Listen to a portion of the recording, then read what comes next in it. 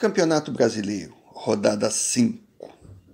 Fatos estão se repetindo, mas seriam realmente importantes? Competição apenas no início. Respondo colocando outras perguntas. Alguém lembra quem foram os líderes na quinta rodada dos campeonatos de 17, 18 e 19? Ou então, qual era a colocação dos times campeões nesses anos? De concreto serviu apenas para gerar sentimentos, para o bem e para o mal, dos seus apaixonados torcedores. Lógico, reações das torcidas diferem de acordo com as colocações dos seus times na tabela atual. Mas nada que fuja do passionalismo do torcedor. Coxas temem um rebaixamento, já que o time começou muito mal. São paulinos não entendem teimosia com Fernando Diniz e o seu futebol vistoso que não ganha de ninguém. O famoso Belo Antônio enche os olhos das mulheres, mas não leva nenhuma ao orgasmo da vitória. No interior paulista continua a dúvida. Afinal, todo o dinheiro investido pela Red Bull conseguirá transformar o Bragantino num time realmente competitivo ou num mero coadjuvante após o retorno da Série B? No Internacional, a aposta com o pé atrás. Thiago Galhardo realmente seria o substituto para suprir a ausência de Guerreiro? E o time, até quando suportará jogar na intensidade que vem apresentando nas primeiras rodadas? Já o rival Grêmio, o time burocrático. Quando começa o jogo, a impressão: tem tudo para vencer, mas não vai rolar. E parece que a direção investiu para que isso acontecesse. Não dá para entender. Time empresta, vende e cede todos os centroavantes de profissão, fica com um veterano e depois, na sua ausência, precisa improvisar. Brasileirão rodada 5. Se pensarmos em níveis regionais, na velha rivalidade Grenal, Internacional pula na frente do rival. Fica a pergunta: e daí? Reforços chegando, times ainda em formação. Apenas o início de uma maratona que promete ser longa e dolorosa. Amigas e amigos do Sofá de Pobre, mas que tal? Sou Romário Oliveira e o assunto de hoje é: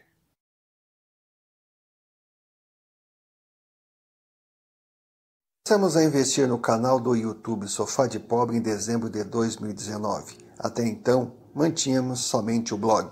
De lá para cá, um grande salto. De 200 inscritos, já acreditamos na possibilidade de chegarmos a 5.000. Há um longo caminho pela frente e só teremos êxito com a sua ajuda. Optamos em criar um canal de variedades. Falamos de futebol e, apesar da nossa preferência clubística, não nos resumimos à zoação corneta. Muitos vídeos são comentando o esporte com seriedade. Em paralelo, não fugimos do assunto do momento, a polarização política. Temos posições firmadas. Sabemos que muitas vezes desagradamos a alguns. Faz parte. Não é ficando em cima do muro para parecer simpático a todos que criaremos um país melhor. Quem é amigo de todo mundo é inimigo de si próprio. É no debate educado, não considerando o adversário como inimigo, respeitando todas as opiniões e trocando argumentos, que chegaremos a um denominador comum. Acreditar numa única verdade resume fanatismo, e não é esse o caminho ideal para uma verdadeira democracia. Mas é lógico, ninguém vive só de polêmica. Sempre achamos um tempinho para descermos para o play. A infinidade de brincadeiras e curiosidades, sem nos jogarmos à zona de conforto do ignorar a realidade que nos cerca. Queremos acrescentar. Claro que não podemos fazer tudo, mas o pouco que nos cabe, estamos nos esforçando. Numa época em que a morte se transformou em protagonista, preferimos apostar numa vida com qualidade e justiça. Por essas e outras razões, pedimos que apoie o Sofá de Pobre. Comece clicando o sino das notificações para receber novos vídeos por nós produzidos. Se ainda não for inscrito, inscreva-se, compartilhe, convide amigos, comente. Antes de sair, curta, deixe o seu like. Para você só um clique, para nós fundamental. Sem você, não existimos. Abrace o Sofá de Pobre. Unidos, seguiremos juntos mais fortes e preparados para encararmos os obstáculos que certamente estão por vir. 5 rodadas, 20 clubes, realidades diferentes. O Palmeiras tem conquistado vitórias e pontos, mas não apresenta o futebol esperado. O Galo, Sampaoli cascudo já percebeu, muito trabalho pela frente. Goiás, torcedores conformados, seus times disputarão para não cair. Fiel preocupada, o que esperar do atual time do Corinthians? Flamengo vivendo de pênaltis no apagar das luzes. Botafogo, Vasco e Fluminense, de quem não se esperava muito, vão somando seus pontinhos. Furacão Paranaense, resultados não dizem o bom futebol que tem apresentado. Nordestinos sem grandes ilusões. Permanecer na Série A é o grande desafio. E a dupla Grenal? Afinal, quem começa com melhores expectativas? Analisando a frieza da tabela, seria sem dúvida o Internacional. Mas o futebol tem sua lógica, que é capaz de ignorar a exatidão matemática. Ao Colorado tem sobrado vontade. Jogadores entram com sangue nos olhos. Cada jogo parece o último. Dão tudo pela vitória. Favorito numa competição de curta duração. Mas não é o caso do Brasileirão. Desgaste de atletas salta aos olhos. Ninguém suporta jogar nessa intensidade. Quanto o Galo, Edenilson, Patrick e Ricardo Galhardo, no final do jogo, se arrastavam em campo. Kudê, a não ser que tenha um remedinho mágico que possa garantir a alta rotação da sua equipe, tem que repensar a sua forma de encarar o brasileiro. Não precisa ser um fisiologista para enxergar. Nesse ritmo, o Colorado logo irá explodir. Mais uma vez se confirma: Coelho não ganha maratona. Arrancar na frente é importante, desde que tenha fôlego para manter a dianteira. E no andar da carruagem, o Internacional irá começar a travar, a derrapar já no meio da competição. No Grêmio acontece justamente o contrário. Time sem ambição. Parece que entra apenas para bater cartão e cumprir a obrigação. Não consigo lembrar de anos anteriores em que visse uma equipe do Grêmio perder tantos pontos possíveis de ganhar no início da competição. Quanto o Ceará, uma decisão equivocada de entrar com um time de transição. Contra Corinthians e Flamengo, sobrava em campo. Tinha tudo para matar o jogo, mas resolveu se encolher. Parecia satisfeito com o empate. Já quanto o Vasco, a impressão é que dava que poderia jogar até dezembro e não marcaria um gol. Até Renato está diferente. Não tem mais aquela vibração. Passa mais tempo sentado no banco, pensativo, disperso. A impressão que passa é que sua preocupação maior é encontrar justificativas para a coletiva poder explicar mais 2 pontos deixados para trás. Não há dúvidas, são muitas informações a serem analisadas. Mas na prática, qual a importância que elas têm? Nenhuma.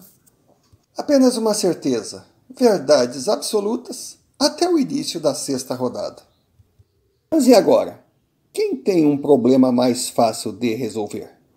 Primeiro é saber até onde irá a teimosia dos 2 treinadores. Desafios diferentes, mas iguais na dificuldade.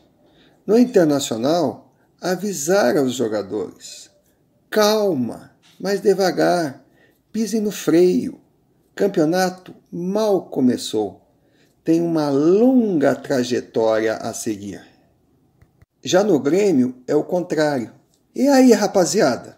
Dá para acordar? Um aviso. As férias terminaram. O campeonato já começou. E não há nada escrito no regulamento que proíba vitórias ou marcar alguns gols. Os dois elencos precisam de reforços. Fato. Mas reforçar não significa acumular. Nomes são anunciados, mas nenhum nas posições que realmente as equipes precisam. Não se vê o Inter falar na contratação de um lateral esquerdo. Ninguém pode acreditar que tem gente que aposte num Moisés como titular no Brasileirão. Também complicado conceber a dependência de veteranos, como no caso Maicon no Grêmio ou D'Alessandro no Internacional. O tempo passa para todo mundo. E não podemos esquecer Musto ou Thiago Neves. Muito se esperava deles, mas não deram resultado. Não pode ficar insistindo. Parece que vira uma questão de amizade, misturando as coisas. E outra, será que Kudê não está percebendo que a sua forma de jogar tem arrebentado os jogadores colorados e as principais peças fatalmente irão ter que sair, frequentar departamento médico, fazer tratamento de recuperação? É muito amadorismo arriscar uma temporada para ganhar alguns pontos no início. E Renato? Será que elegeu o seu substituto de André para irritar a torcida, teimar e mostrar que quem escala e manda é ele? Thiago Neves, eu apostei, gostei da contratação, mas infelizmente não deu resultado. Toda vez que entra no segundo tempo, o time morre. Até quando Renato irá teimar com essa substituição? Equipe precisando de explosão e ele coloca um devagar quase parando. As questões estão aí. E agora? O que esperar? Bom, dizer o que esperar seria premonição leviana. Podemos nos ater no que vimos até agora. 5 rodadas. Internacional com 12 pontos, Grêmio com 7. O que isso significa? Absolutamente nada, porque conforme foi falado no início, o campeonato ainda nem começou e tem muita água para rolar embaixo dessa ponte.